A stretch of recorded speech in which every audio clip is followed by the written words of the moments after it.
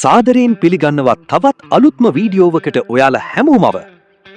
සොබාදහම කියන්නේ විස්මිත නිර්මාණයක්. නමුත් ඒ සුන්දරත්වය පිටුපස සැඟවුණු අතිශය භයානක සහ මාරාන්තික පැත්තකුත් තිබෙනවා. වසර මිලියන ගණනාවක පරිණාමයත් සමග තම දඩයම් කිරීමේ උපක්‍රම සහ විෂපද්ධතීන් මුහත් කරගත් ජීවීන් කොට්ටාසයක් විදියට උරගයින් හඳුන්වන්න පුළුවන්. අද අපි මේ විමර්ශනය කරන්නේ ලෝකයේ ජීවත් වන මිනිසකුට හෝ ඕනෑම සතෙකුට ක්ෂණයකින් මරණීය උරුම කර දිය හැකි අතිශය භයානකම උරගයින් 5 දෙනෙකු පිළිබඳවයි. මොවුන්ගේ ප්‍රහාරයන් කෙතරම් වේගවත්ද? මොවුන්ගේ විෂ කෙතරම් ප්‍රබලද? අපි දැන් විමසා බලමු. The world. Understand the universe. Welcome to the Knowledge Hub.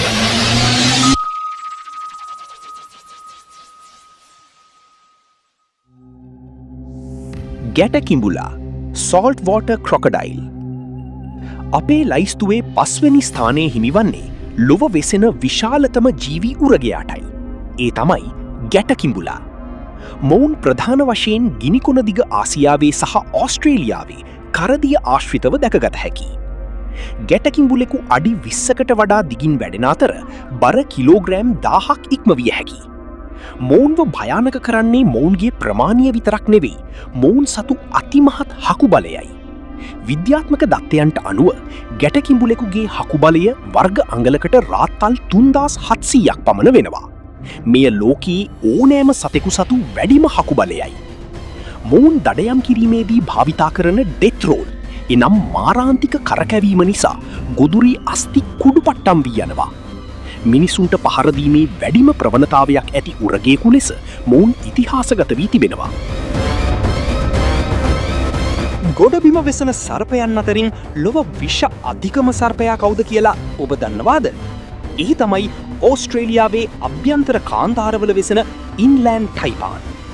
මොවුන්ව හඳුන්වන්නේ ෆියර්ස් ස්නේක්, එනම් රුදුරු සර්පයා කියන නමින්.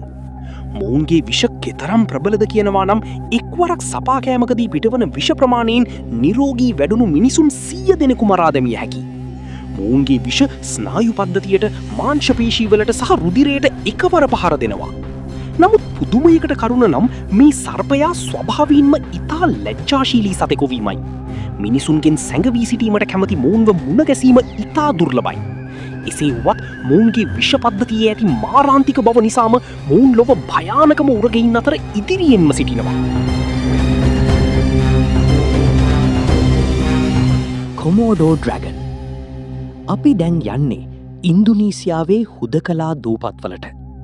එහි ජීවත් වෙනවා නූතන ලෝකයේ ඩයිනොසරයා විදිහට හඳුන්වන කොමෝඩෝ ඩ්‍රැගන්. මොවුන් ලොව විශාලතම කටුස්සා විශේෂයයි. කොමෝඩෝ ඩ්‍රැගන් භයානකවීමට හේතු කිහිපයක් තිබෙනවා. පළමුවැන්න මොවුන්ගේ කටී තිබෙන අතිශය භයානක බැක්ටීරියා වර්ග. නමුත් මෑතකදී කළ පර්යේෂණවලින් හෙළිවුණා මොවුන්ට සංකීර්ණ විෂ ග්‍රන්ථි පද්ධතියක් පවා තිබෙන බව. මොවුන් දඩයම් කරන්නේ ඉතා ඉවසිලිවන්තවයි. මුවකු හෝ මීහරකෙකු සපාකෑ පසු එම සතා විෂ සහ ආසාදන නිසා දුර්වල වනතෙක් දින ගණනාවක් පිටුපසින් ගමන් කිරීමට මොවුන්ට හැකියාව තිබෙනවා. අවසානයේ ගොදුර දුර්වල වූ පසු කිසිදු අනුකම්පාවකින් තොරව ආහාරයට ගන්නා ආකාරය ඇත්තටම භීතිය දනවන සුළුයි.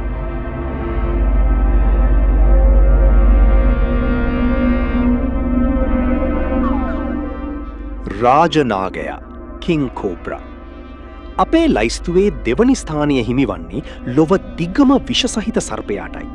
ඒ තමයි ආසියාවේ වනාන්තරවල රජි ලෙස සැලකෙන රාජනාගයා. අඩි 18ක් දක්වා දිගින් වැඩිය හැකි මොවුන්ට තම ශරීරයෙන් 3න් 1ක් පොළවෙන් ඉහළට එසවීමේ හැකියාව තිබෙනවා.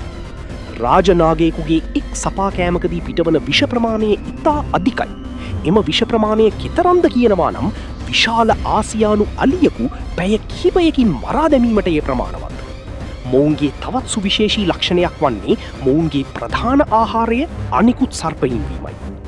රාජනාගයා ඉතා බුද්ධිමත් සර්පයෙකු ලෙස සැලකෙනවා. තම දඩයම හඹායාමේදී සහ ආරක්ෂාවීමේදී මොවුන් පෙන්වන උපායශීලී බව අනිකුත් සර්පයින්ට වඩා හාත්පසින්ම වෙනස්. මොවුන්ගේ ඒ ගම්භීර පෙනුම සහ මාරාන්තික විෂ ඕනෑම සත්වයෙකුගේ හදවතට බියගෙනීමට සමත්.